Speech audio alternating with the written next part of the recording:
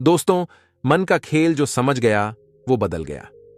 एक समय की बात है, बंगाल की खाड़ी के किनारे एक छोटे से शांत गांव में भैरव नाम का एक युवा लड़का रहता था। भैरव अपने क्रोधी स्वभाव और चंचल मन के कारण गांव भर में प्रसिद्ध था। उसका मन हर समय विचारों से भरा रहता था। इस तूफान ने उसके मन को एकदम बेचैन कर दिया है। उसके जीवन से शांति मानो गायब हो गई थी और वह हमेशा अपने ही ख्यालों में खोया रहता था और तनावपूर्ण जीवन जी रहे हैं। उनके अशांत मन और क्रोध के कारण उनके अपने परिवार के सदस्यों और गांव वालों से भी संबंध अच्छे नहीं थे, जिससे वह और भी अधिक अकेला और अपमानित महसूस करने लगा। वह और भी अधिक मानसिक तनाव की स्थिति में चला जाता है। एक समय की बात है, भैरव अपने गांव की गलियों में घूम रहे थे। तभी उनकी मुलाकात एक महात्मा बुद्ध से हुई, जो एक पेड़ की छाया के नीचे ध्यान में बैठे थे।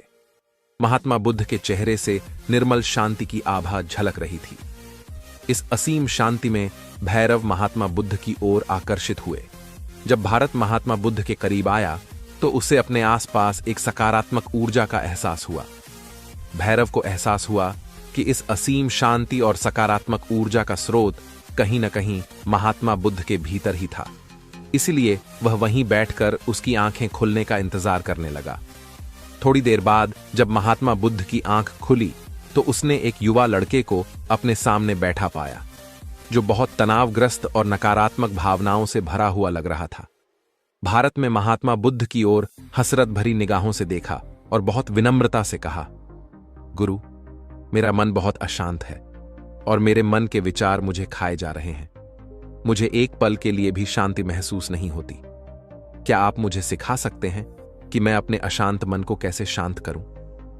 महात्मा बुद्ध ने भैरव की पीड़ा को समझते हुए करुण दृष्टि से देखा और कहा, मेरे प्यारे बच्चे, मैं तुम्हें एक कहानी सुनाना चाहता हूं। इस कहानी में मानसिक शांति और खुशी के रहस्य छिपे हैं। क्या आप कहानी सुनना चाहेंगे? भैरव ने हां में सिर हिलाया और पूरी एकाग्रता से कहानी सुनने को तैयार हो गए। आपके अंदर जिज्ञासा चरम पर थी। आपके अंदर जिज्ञासा चरम पर थी। बहुत समय पहले की बात है। एक नगर में शक्ति नाम का एक आदमी रहता था। शक्ति बेहद महत्वाकांक्षी व्यक्ति थे और उन्हें हर काम में लोगों से डेट की जरूरत पड़ती थी। यदि उसे किसी से असफलता और बुराई सुनने को मिलती है तो वह गहरी चिंता और तनाव में चला जाता है। उनका मानना था कि सफलता और भौतिक शक्तियां वांछित खुशी देंगी, लेकिन वह जितना सफलता और प्रशंसा के पीछे भागता था उतना ही मानसिक तनाव में डूबता जाता था। लेकिन अचानक शक्ति का सामना उस समय के मशहूर महात्मा बुद्ध से हो न गया, जिसका नाम महाकौशल था।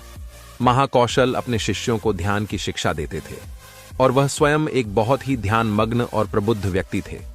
महाकौशल की अद्भुत एकाग्रता से प्रभावित होकर शक्ति ने उनसे अपने भटकते मन को शांत करने का उपाय जानना चाहा। शक्ति ने कहा कि महंत हमेशा सफलता के पीछे भागते हैं और लगातार अधिक हासिल करने की कोशिश करते हैं, फिर भी मुझे कोई क्षणिक संतुष्टि या आत्मसंतुष्टि नहीं मिलती। इस निरंतर बेचैनी के बीच मैं शांति कैसे पा सकता हूं? महात्मा बुद्ध ने करुण दृष्टि से उसकी ओर देखा और उत्तर दिया, आपका मन एक अशांत नदी की तरह है जो हमेशा बहती और बहती रहती है, कभी भी अशांत नहीं रह सकता। इसलिए इस अशांत मन को शांत करने के लिए आपको अपने विचारों को बिना किसी रुकावट के जाने देने की कला सीखनी होगी। शक्ति को आश्चर्य हुआ और उसने पूछा कि मैं अपने विचारों को कैसे जाने दूं? आखिर मैं भी तो अपनी इच्छाओं और महत्वाकांक्षाओं से बंधा हुआ हूं।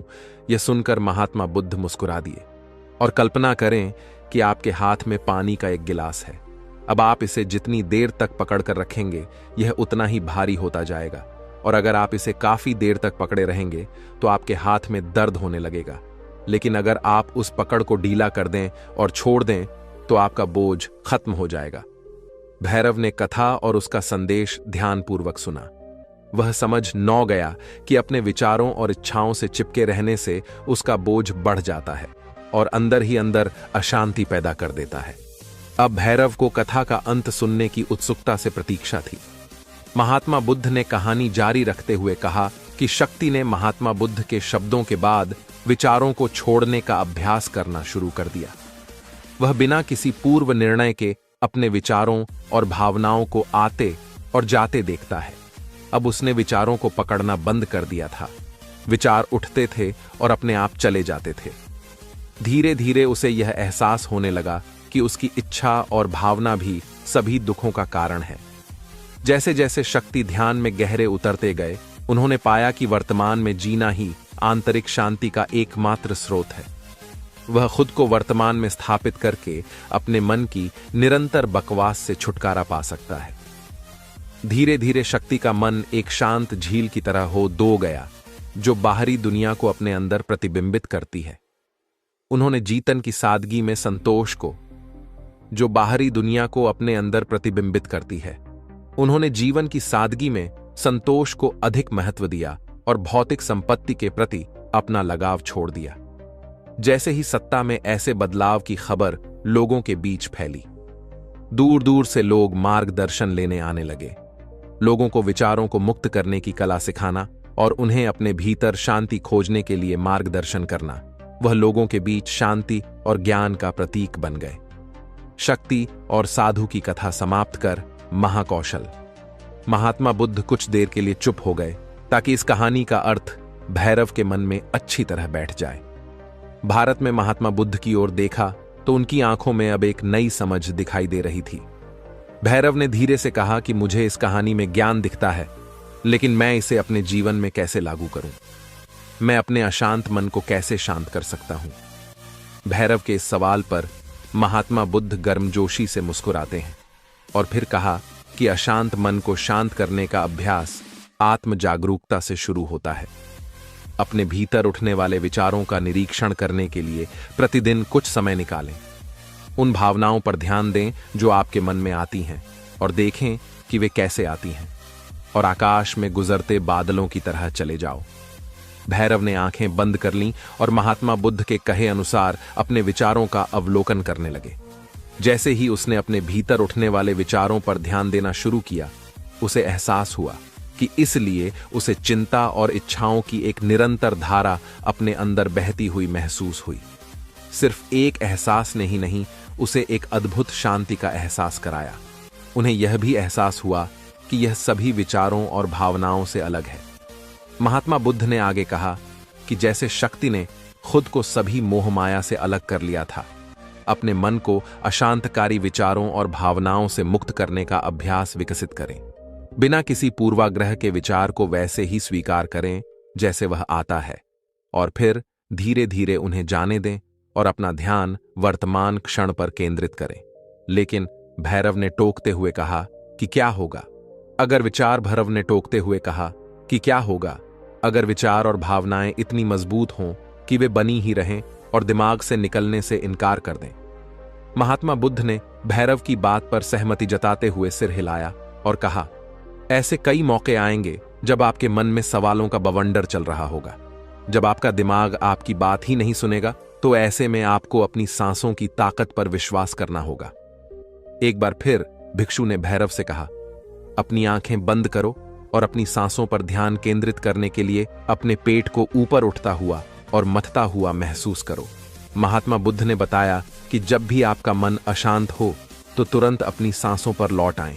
सांस की वाद्य गति आपको तुरंत वर्तमान के चरणों में वापस खींच लेगी और आपको शांति का अनुभव कराता है।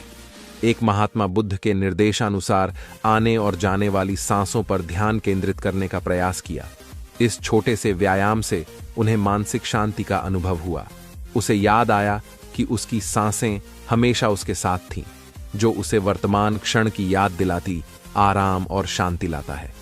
भैरव के इस विकास को देखकर महात्मा बुद्ध मंद मंद मुस्कुराए और बोले, मेरे प्रिय, बेचैन मन को शांत करना एक ऐसी साधना है जिसके लिए बहुत प्रयास और दृढ़ इच्छा शक्ति की आवश्यकता होती है, क्योंकि लगातार व्यायाम से मांसपेशियां मजबूत होती हैं।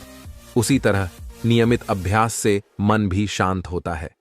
स्वीकृति में सिर हिलाते हुए एक महात्मा बुद्ध को धन्यवाद देते हुए उन्होंने वादा किया कि आज से वह अपने अशांत मन को शांत कर सकेंगे और अपनी गैर शक्तियों को मुक्त कर सकेंगे और अपने भीतर शांति पाने के लिए इस यात्रा पर निकलने में सक्षम हो सकें। महात्मा बुद्ध ने भैरव के कंधे पर हाथ रखा और कहा कि मुझे आपकी क्षमता पर बहुत विश्वास है और आपको जल्द ही अपनी आंतरिक शांति मिलेगी। लेकिन याद रखें कि यह आसान नहीं होगा। लेकिन अगर आप दृढ़ इच्छा शक्ति और खुले दिल से प्रयास करेंगे तो आप निश्चित रूप से वह टुकड़ा पा लेंगे जो आपके अंदर है। उस दिन से भैरव अपने अशांत मन को शांत करने का प्रयास करने लगे और हर दिन ध्यान करने के लिए एक अलग समय निर्धारित करें। उसने अपने मन में एक अलग समय निर्धारित करा। उसने अपन मन में उठने वाले विचारों को बिना किसी रोक टोक के जाने दिया और अपनी सांसों के जरिए खुद को वर्तमान में बनाए रखने की कोशिश की। समय के साथ अभ्यास करते हुए भैरव को अपने अंदर शांति का अनुभव हुआ। जैसे जैसे समय बीतता नौ गया, भैरव को ज्ञान और शांति का स्रोत कहा जाने लगा। ग्रामीण अपने अशांत मन को शांत करने के लिए भैरव के पास आते हैं। महात्मा बुद्धों के शिक्षक आत्म जागरूकता की शक्ति को साझा करते हैं और दूसरों को महात्मा बुद्धों को पढ़ाने में मदद करते हैं और आंतरिक शांति पाने की शिक्षाओं को साझा करते हैं। इसके साथ ही उन्होंने अपनी सांसों पर ध्यान देने और अपने विचारों को मुक्त करने की कला भी सिखाई। ऐसे निवासियों का विकास हुआ और उन्हें मन की अमूल्य शांति मिली। महात्मा बुद्ध की शिक्षाओं और भैरव द्वारा संचालित अभ्यास के माध्यम से विचारों को त्यागने और वर्तमान में जीने की कला दूर दूर तक फैल गई है। उन्होंने कई लोगों की जिंदगी बदल दी और जैसे जैसे समय बीतता नौ गया, उनकी जिंदगी और भी बदलती गई। भैरव का शांत प्रभाव उसके गांव की सीमाओं से परे तक फैला हुआ है। परिवर्तन की कहानी सुनते हैं, उनसे सलाह लेने आते हैं। मन के बोझ तले दबे लोगों के लिए भारत आशा की किरण बन गया। भारत की शिक्षाएं केवल ध्यान और प्रवचन तक ही सीमित नहीं थीं, बल्कि वह रोजमर्रा के काम जागरूकता के साथ करने पर ज्यादा जोर देते थे। वह लोगों को अपनी भावनाओं के प्रति जागरूक रहने की याद दिलाते थे। इस बात पर ध्यान दें कि आप दिन भर में क्या कहते हैं और अपने आसपास होने वाली घटनाओं पर आप कैसे प्रतिक्रिया करते हैं। हर काम पूरी जागरूकता के साथ करें। जब आप खाएं तो प्रत्येक टुकड़े के स्वाद का आनंद लें। जब आप सूरज की रोशनी के सामने खड़े होते हैं तो उसकी गर्मी महसूस करते हैं। लोग क्या कहते हैं उसे ध्यान से सुनें और समझें। छोटे छोटे बदलावों से लोगों के जीवन में सकारात्मक परिवर्तन आए। भैरव की शिक्षाओं से लोगों ने सीखा कि जीवन का आनंद वर्तमान में जीने में है। दोस्तों, चैनल को सब्सक्राइब करें, लाइक करें, कमेंट बॉक्स नमः बुद्ध लिखकर दे। दोस्तों, मुझे आशा है कि आपने इस वीडियो से बहुत कुछ सीखा होगा।